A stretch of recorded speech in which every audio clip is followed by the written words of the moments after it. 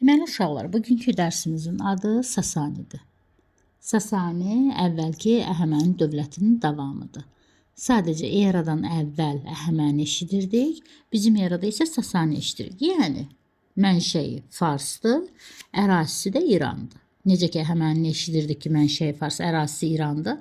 Həmin şey eradan əvvəl Əhəməni eşidirdik, bizim erada isə Sasani eşidirik. Söhbət eyni dövlətdən, eyni tayfadan gedir. Birinci Azərbaycan xəritəsini çəkək. Bölək şimala və cənuba. Bura olsun cənub Atropatena, bura olsun şimal Albaniya. Sonra burada bir Parfiya dövlətini yazaq. Sonra burada bir Sasani tayfasını yazaq. Sonra burada da bir Roma dövlətini yazaq. Deməli, bu bizim görə biləcəyimiz, söhbət gedəcək 3-7-ci əsrlərin xəritəsi. 3-7-ci əsrlərin xəritəsi. Yəni 3-7-ci əsr deyəndə biz testdə Sasani dövlətini axtarmış olacağıq. Baxaq, niyə 3-7? Çünki 226-da yaranacaq Sasani dövləti, 651-də süqut eləyəcək. 3-cü əsr, 7-ci əsr. Bu 3-7-ci əsrlərin xəritəsidir. Biz eşitdik ki, bizim eranın 20-ci ilində Parfiya Atropatenanı süqut etdirib öz tərkibinə qatdı. Amma çıxdılar Albaniyaya, orada nəsillərini hakimiyyətə gətirdilər. Parfiyanın başqa adı Arşakilərdir. Niyə? Çünki Arşak adında hökmdar yaratdığı üçün Parfiyaya başqa cür Arşakilər dövləti deyirdilər. Yəni bu Arşakilər dövləti Atropatenanı süqut etdiriblər, Albaniyada hakimiyyətə gəliblər. Yəni Atropatena yiyəsizdir, Albaniyanın bir yiyəsi var. Kim? Arşakilər nəsli. Arşakilərdən eşidəcək birinci Cəsur Vaçaqan. Sonra birinci Vaçi. Sonra Urnayır. Sonra Asuagen. Sonra ikinci Vaçi. Sonra da üçüncü Mümin Vaçaqan.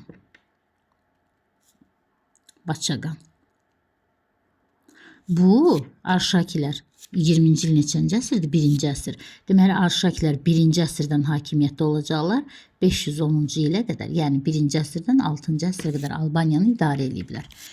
Deməli, Parfiya dövləti Atropatenanı süqut etdirib Albaniyada hakimiyyətə gəliblər. Və Albaniyanın bir sahibi var, bir yiyəsi var. Atropatenanın isə sahibi yiyəsi yoxdur. Keçək Sasani tayfasına. Sasani tayfası Parfiyaya hücum eləyəcək. 200, artıq bizim eradan danışırıq. Eradan əvvəl söhbətini qutardıq. 224-cü ildə Suziyan gölü ətrafında döyüş baş verəcək. Həmin döyüşdə Sasani Parfiya dövlətini süqut etdirəcək. Və 226-cı ildə Sasani dövlətə çevriləcək. Bir də qeyd edirəm, xəritəyə nəzər salsaq 3-7-ci əsr xəritəsinə Albaniya dövləti, Atropatena torpaqları və Parfiya dövləti Sasani tayfası var. Roma zapas saxlayaq. Və Parfiya Atropatenanı süqut etdirib Albaniyadakı hakimiyyəti ələ alıblar. Yəni Atropatenanın sahibi yiyəsi yoxdur, Parfiyanın əlindədir. Albaniyanın isə Arşakilər nəsli, yəni Parfiya nəslində olan Arşakilər hakimiyyətdədir. Sasani tayfası Parfiya dövləti ilə dalaşacaq 224 Suziyan gölü ətrafında. Sasani tayfası qalib gələcək. 226-cı ildə Parfiya torpaqları hesabına dövlət yaranacaq Sasani dövləti. Neçənci ildə? 226-cı ildə. Həmin dövlət 651-ə qədər mövcud olacaq. Hökmdarlarından Ərdəşir Babəkan dövlətin banisi olacaq. Babəkan, birinci Şapur, ikinci Şapur, birinci və ikinci Yezdəgird, Qubad, yox daha doğrusu Firuz, Qubad, Xosrov, üçüncü Yezdəgird. Bax, bizə lazım olan Sasani hökmdarları bunlardır. Hərəsi içində bir neçə cümlə bizə lazım olacaq. Bunlar Albaniyanın hökmdarlarıdır. Bunlar isə Sasaninin hökmdarlarıdır.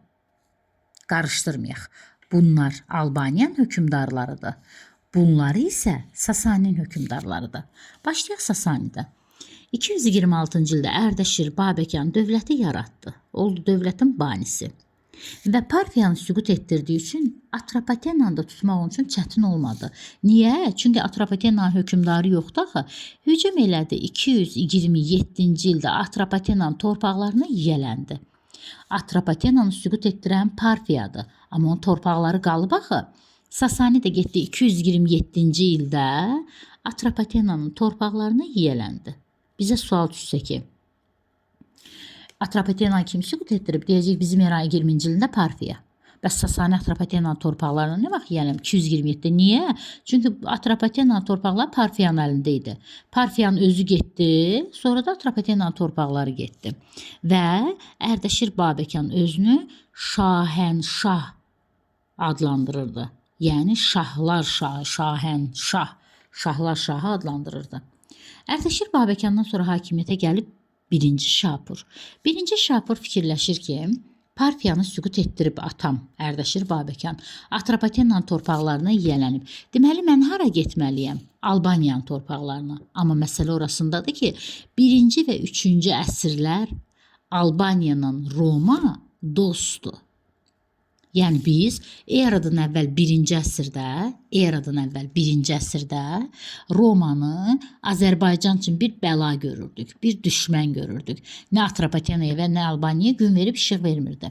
Amma bizim eranın 1-ci əsrində isə artıq Roma bizim üçün bir dosta çevrildi. Həm Atropatena üçün, həm Albaniya üçün. Və artıq 1-ci əsrdən 3-cü əsrə qədər Romanın, Albaniyanın arasında bir dostluq münasibəti var. Deməli, Sasani hökmdarı 1-ci Şapur Albaniyanı tutmaq üçün Romanı da məğlub eləməlidir. Bəli, hücum elədi Albaniyanın üstünə və eləcə də Romanın da başladı müharibəyə.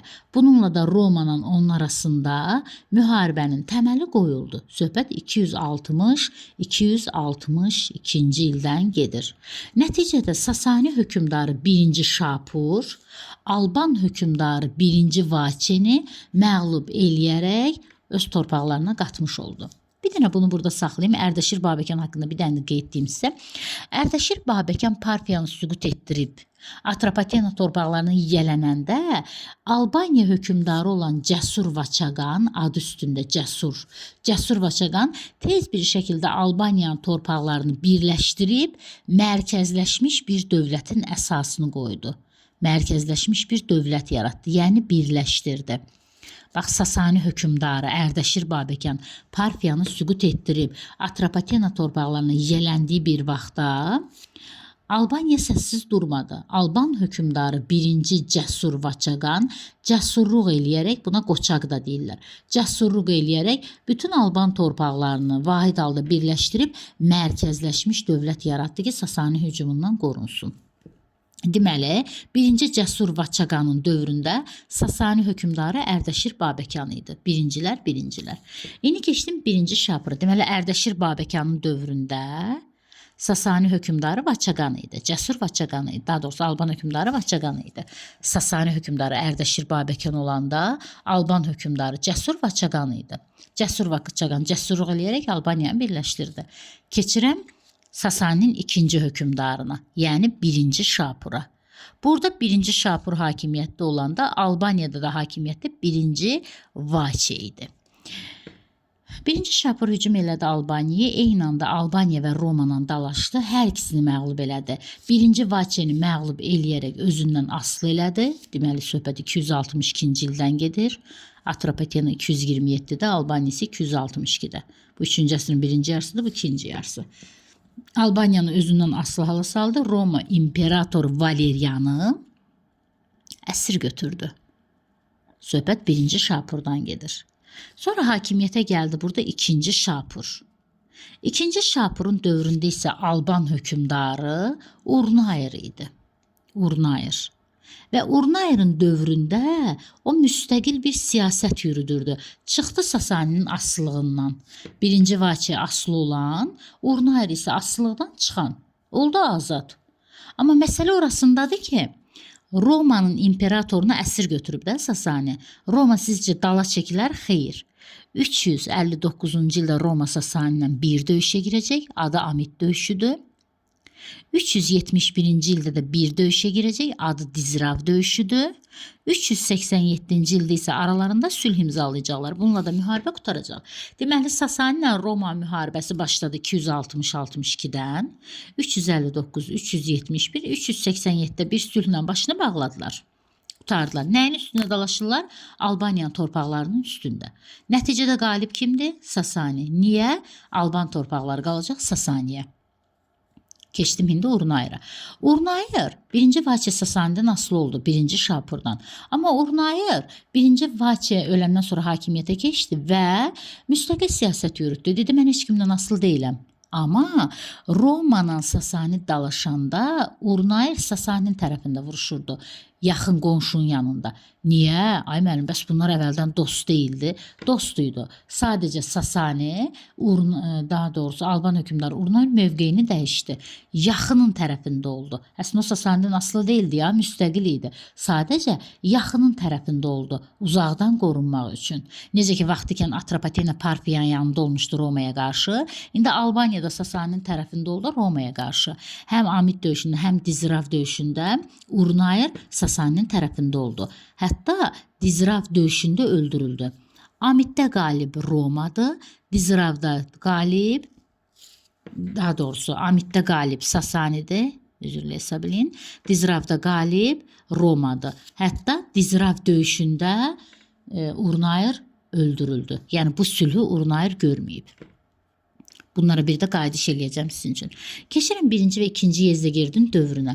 Bunun dövrü sakit dövr olduğu üçün Albaniyadakı hökmdarın dövrü də sakit dövrdür. Asuagenin dövrü sakit dövrdür. O 5-ci əsrin 1-ci yarısında hakimiyyətdə olub, mədəni inkişaf da onun dövründə, məktəblər tikdirib, elmi məktəblər tikdirib, Alban əlifbasını yenidən yaradıb. 5-ci əsrin 1-ci yarısında hakimiyyətdə olub. Deməli, burada vəziyyət sakit olanda Albaniyada da vəziyyət sakit idi. Sonra keçirəm hakimiyyətə Firuz. 2-ci Yezdəgirdin ölümündən sonra hakimiyyətə gələn Firuz biraz dəliqanlı idi. Ona görə də yenə də Albaniyada hakimiyyətdə olan hökmdar biraz dəliqanlı olacaq. Kim olacaq? 2-ci Vaçe. Deməli, 1-ci və 2-ci Yezdəgirdin dövrü sakit dövr olduğu üçün Asuagenin dövrü də sakit dövr kimi yadımızda qalır. Firuzun dövrü biraz dəliqanlı olduğu üçün Albaniyada hökmdar olan 2-ci Vaçe'nin dövrü də biraz dəliqanlı olacaq. 2-ci Vaçe 2-ci Yezdəgirdin bacısı oğluydu. Dayısı 2-ci Yezdəgird öləndən sonra 2-ci Vaçe dayısının yerinə gələn Firuzu əvvəlcə tanısa da, hakimiyyətini qəbul eləsə də, hətta 2-ci Vaçe Bərdə şəhərini saldırıb Firuzabad adı ilə. Bax, Firuzun şərəfinə həmin şəhərə deyirdi Firuzabad. Yəni Alban hökmdarı olan 2-ci Vaçe, Sasani hökmdarı olan Firuzun şərəfinə Albaniyada bir şəhər saldırıb. Söhbət gedir 444-cü ildə. Hansı şəhəri? Bərdə şəhərini. Və hətta paytaxtı Qəbələdən Bərdəyə köçürüb ki, daha yaxşı, əlverişli bir yerdə olsun. Hücumlardan qorunmaq üçün daha əlverişli bir yerdə olsun. Amma sonra 2-ci Vaçe Firuzla yola getməyəcək. Niyə? 2-ci Vaçe istəyirdi ki, müstəqil olsun, kimdənsə asılı olmasın. Sasani hökmdarı Firuzda buna imkan vermirdi. Ona görə də 2-ci Vaçe müstəqil olduğunu bildirmək üçün Sasanilər atəşpərəst idi. 2-ci Vaçe dedi ki, mən xristiyanlığı qəbul edirəm. Və bu da təbii ki, Firuzun xoşuna gəlmədi. Firuz hücum elədi 2-ci Vaçe'nin üstünə. Gördü ki, onunla bacara bilmir. Yuxarıdan Haylandur Hunlarını köməyə çağırdı. Yuxarıdan gələnlərin hamısı qarət üçün gəlir. Haylandur Hunlarını köməyə çağırdı. Aşağıdan Firuz hücum elədi. Yuxarıdan da Haylandur Hunları hücum elədi. 2-ci Vaçe'ni məğlub elədilər. Və 2-ci Vaçe hakimiyyətdən qovuldu. Bir dənə əlində qaldı atasının mülkü. Hökmdar olmadı uca Albaniyanı idarə eləsin. Albaniya qaldı başsız. Kim idarə eləyəcək? Təbii ki, Sasanilər. Başladı Albaniyada Sasani mərzbanlığı dövrü. 2-ci Vaçe'nin etirazı olmuşdu 457-dən 462-ci ilə qədər və 463-cü ildən 487-ci ilə qədər Mömin Vaçaqan gələnə qədər. 463-cü ildən 487-ci ilə qədər Sasanilər Albaniyanı qısa müddətdə idarə elədilər. ki sahibi yoxdur da buranın, haçan sahibi gələr idarə eləyər. Və Firuz başladı Albaniyadakı bütün əhalini bir-bir siyahıya alıb boyunlarına vergi qoymağa. Buna da deyirlər qısa müddətli Sasani mərzbanlığı dövrü. Yəni yiyəsi yox idi, Sasanilər idarə edirdi. Sonra 487-ci ildən 510-a qədər, sonuncu hökmdar budur, Mömin Vaçaqan gəldi hakimiyyətə. Və o gələn kimi hakimiyyəti yenidən bərpa elədi. Sasaniləri buradan qovdu. Başladı özü buranı idarə eləməyə. Hətta 488-ci ildə ikinci Vaçenin davamçısı olduğunu sübut eləmək üçün indiki Ağdam ərazisində Aguen kilsə məclisini çağırdı.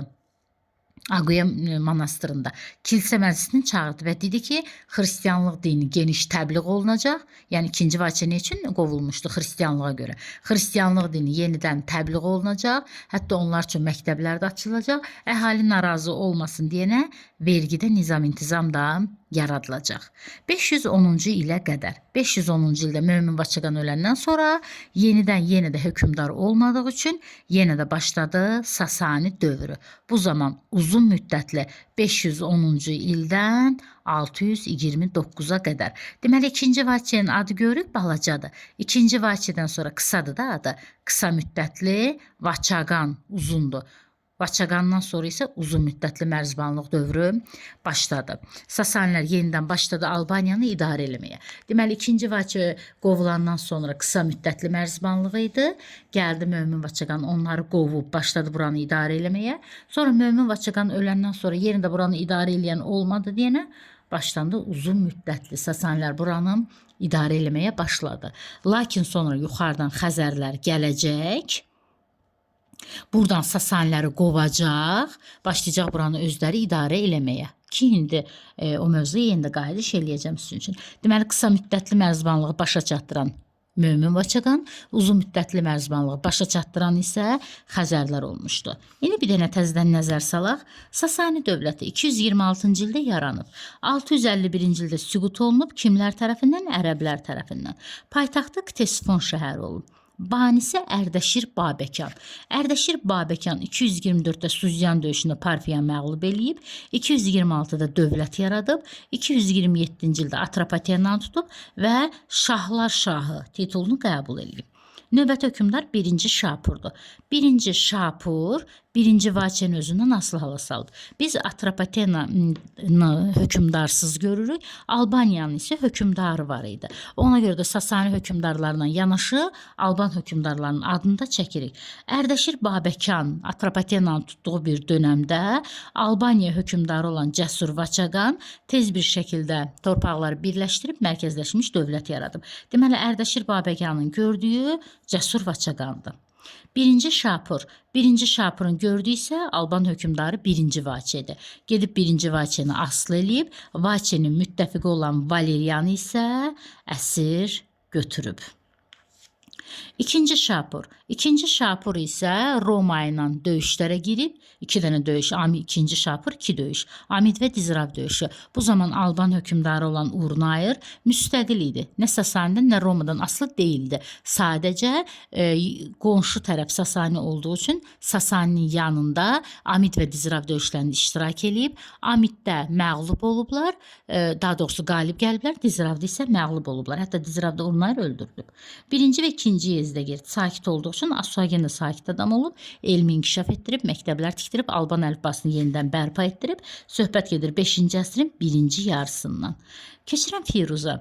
Firuz dəliqanlı olduğu üçün Albaniya hökmdarı 2-ci Vaçedə dəliqanlı idi və ilk əvvəl 2-ci Vaçe Firuzun hakimiyyətini tanısa da, hətta onun şərəfinə 444-cü ildə Firuzabad, yəni Bərdə şəhərini saldırsa da, sonradan Firuzun hakimiyyətini tanımayıb, ona görə də atəşpərəst Sasaninin dini olan atəşpərəstlikdən imtina edib, xristianlığı qəbul edib, Firuz da Haylandır Hunlarını köməyə çağıraraq 462-ci ildə 2-ci Vaçeni qovub, özü gəlib hakimiyyətə qısa müddətli Sasanilərin əli ilə, Sasani mərzbanlıqları əli ilə Albaniyanı idarə ediblər 463-dən 487-yə qədər.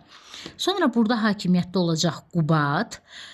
Qubad yadımıza düşəcək ki, Məzdəkilər hərəkatı ilə, Məzdəkilər üsyanı idi. Sasani hökmdarı Qubad gəldi oturdu hakimiyyətdə. Gördü ki feodallar onun sözünə baxmır, onu adam yerinə qoyan yoxdur, onu sayan yoxdur. Ölkədə də məzdəkilər üsyanı var idi. Qubad deyəndə uşaqlar ağlımıza məzdəkilər üsyanı düşəcək. Təsəvvürün bir hökmdar gedəcək üsyana kömək eləyəcək. Niyə? Feodalları əzmək üçün. Qubad gəlib hakimiyyətə, heç kim onu saymır. Feodallar onu saymır. Ölkədə də məzdəklər üsyanı var. Qubad gedəcək məzdəklərə dəstək olacaq. Bu feodalları daha da belə deyək özündən çıxaracaq. Lakin üsyanın əli ilə feodalları əzəcək, sonra keçəcək təzədən hakimiyyətini bərpa eləyib Məzdəki öldürəcək. Məzdəklər üsyan rəhbəri Məzdək idi. Məzdəki öldürəcək, üsyanda yatırılacaq. Bu zaman Alban hökmdarı 3-cü Vaçaqanı görürük. 3-cü Vaçaqan Qoçaq, Mömin Vaçaqanı idi. Birinci Qoçaq Vaçaqanı, sonuncusu Mömin Vaçaqanıdır. Mömin Vaçaqan gələcək Albaniyada hakimiyyətə. Neyniyəcək? 487-ci ildə hakimiyyətə gəldi. Təzədən dövləti bərpa elədi.